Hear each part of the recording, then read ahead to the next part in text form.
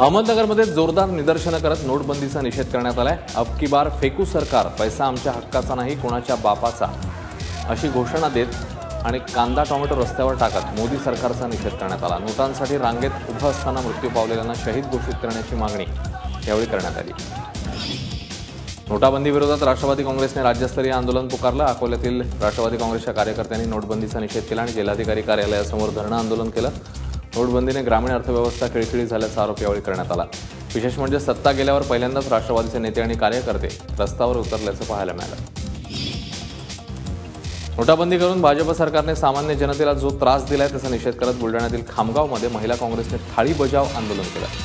नोटाबंदीनंतर प्रत्येकाच्या खात्यात 15 लाख रुपये जमा होतील सरकारची घोषणा फोल ठरली आणि खोटारड्या सरकारला जनताच धडा शिकवेल अशा घोषणा यावेळी करण्यात आल्या। भाजपचे कृषी मंत्री पांडुरंग फुंडकर यांच्या खामगाव अर्बन बँकेसमोर जमून शेकडो महिलांनी सरकारविरोधात जोरदार घोषणाबाजी केली। धुळे जिल्ह्यातही नोटाबंदी विरोधात काँग्रेस राष्ट्रवादीने निदर्शनं केली। एकीकडे धुळे तहसील कार्यालयासमोर महिला काँग्रेसने थाळीनाद आंदोलन केलं, तर दुसरीकडे जिल्हाधिकारी कार्यालयासमोर राष्ट्रवादीने धरणं आंदोलन केलं। या आंदोलनात आजी माजी महापौर आमदार सहभागी झाले होते। नंदुरबारमध्ये नोटाबंदी विरोधात जिल्हा महिला काँग्रेसने थाळीनाद आंदोलन केलं। या आंदोलनात जिल्ह्यातल्या सर्वच महिला नगराध्यक्ष, जिल्हा परिषद सदस्य आणि हजारो कार्यकर्ते सहभागी झाले होते। नोटाबंदीमुळे शेतकरी, मजूर, सर्वसामान्य जन फटका बसलाय, त्यांनी नुकसान भरपाई मिळावी अशी मागणी यावेळी करण्यात आली। नोटाबंदीच्या विरोधात सोलापूरच्या माढ्यामध्ये राष्ट्रवादीने पुकारलेल्या आंदोलनाला शेतकरी आणि नागरिकांनी मोठा प्रतिसाद दिला। आमदार बबनदादा शिंदे यांच्या नेतृत्वाखाली निघालेल्या मोर्चात आजी माजी नेते सहभागी झाले होते। पुणे सोलापूर राष्ट्रीय महामार्गावर मोडलिंब येथे करण्यात आलेल्या आंदोलनामुळे वाहतूक 2 तासांसाठी विस्कळीत करण्यात आली। नोटाबंदीला विरोध करत सांगलीमध्ये राष्ट्रवादी कार्यकर्त्यांनी जिल्हाधिकारी कार्यालयावर मोर्चा काढला। माजी मंत्री जयंत पाटील यांच्या नेतृत्वाखाली मोर्चा काढण्यात आला। यावेळी केवळ भाषणं करून जनतेचं पोट भरत नाही असा टोला पाटील यांनी लगावला। दुसरीकडे महिला काँग्रेसने थाळीनाद आंदोलन केलेलं आहे। वर्ध्यातही नोटाबंदीचा निषेध करत राष्ट्रवादीने जिल्हाधिकारी कार्यालयासमोर धरणं आंदोलन केलं। शेतकऱ्यांना किमान हमीभाव मिळावा, स्वामीनाथन आयोग लागू करावा, कॅशलेस व्यवहारासाठीचं सेवा शुल्क बंद करावं अशा मागण्या यावेळी करण्यात आल्या। नोटबंदीचा निर्णय घेऊन शेतकरी आणि सर्वसामान्यांना वेठीला धरणाऱ्या भाजप सरकारचा निषेध करत वाशिममध्ये काँग्रेसने रास्ता रोको केला। अकोला हैदराबाद महामार्गावर टायर जाळून काँग्रेस कार्यकर्त्यांनी सरकार विरोधात घोषणाबाजी केली, तर वाशिम शहरात मोदींच्या वेशातल्या कार्यकर्त्याला गाढवावर बसून निदर्शनं करण्यात आली। नोटबंदीमुळे त्याच्या विरोधात यवतमाळच्या मोहदामध्ये काँग्रेसने जन आक्रोश आणि डफडे वाजवा आंदोलन केलं। नोटाबंदीच्या चुकीच्या अंमलबजावणीमुळे अर्थव्यवस्था ठप्प झाली आहे, त्यामुळे शेतकऱ्यांना सरसकट कर्जमाफी देण्यात यावी, जनतेच्या जमा पैशातून मागेल तेवढी रक्कम उपलब्ध करून द्यावी, ऑनलाईन व्यवहारांवरील कमिशन बंद करावं या मागण्या यावेळी करण्यात आल्या। नाशिक जिल्ह्यातल्या कांद्याला परराज्यात मोठी मागणी आहे आणि केवळ रेल्वे रॅक उपलब्ध नसल्यानं कांदा पडून राहिल्याचं दिसतंय। जिल्ह्यातल्या सर्वच बाजारपेठांमध्ये लाल कांद्याची मोठी आवक होती आहे, मात्र रस्ते वाहतुकीने कांदा पाठवणं खर्चिक आहे, त्यामुळे लासलगाव, मनमाड, येवला, खेरवाडीचे व्यापारी रेल्वेच्या माध्यमातून कांदा पाठवतात, मात्र रेल्वे विभागाकडून पुरेसे रॅक उपलब्ध होत नसल्यानं हा कांदा पडून राहिलाय। मुंबईमध्ये लोकमान्य टिळक टर्मिनस जवळील भागामध्ये एका सुटकेसमध्ये 10 ते 12 वर्षाच्या एका मुलाचा मृतदेह आढळून आलाय।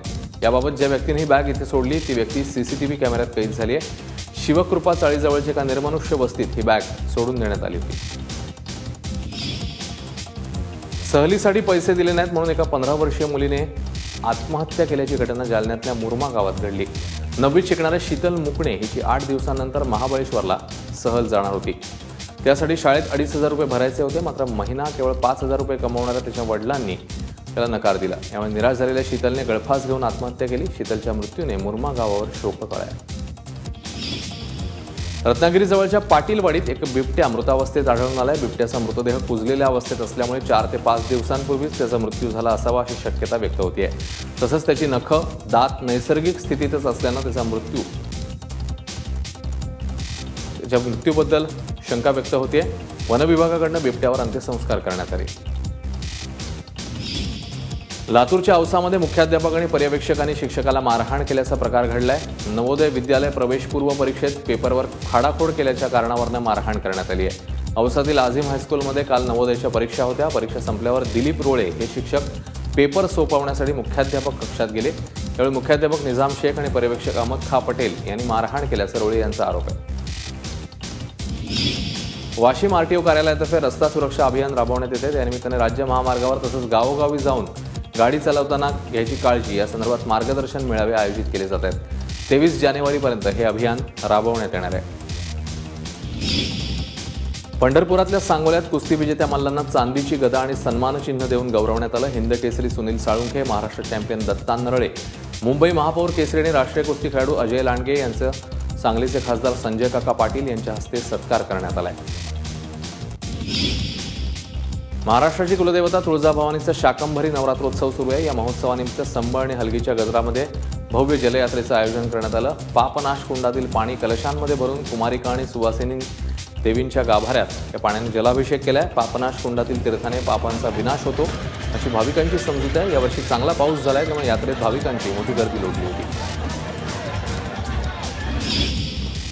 नाशकात थंडीने वेढलेलं असताना थंडीच्या कचाट्यातनं बाप्पाही सुटलेले नाही आहेत. रविवार कारंजा परिसरात चांदीच्या गणपतीला कडाक्याच्या थंडीपासून बचावासाठी पुजारी आणि भक्तांनी शाल पांघरली.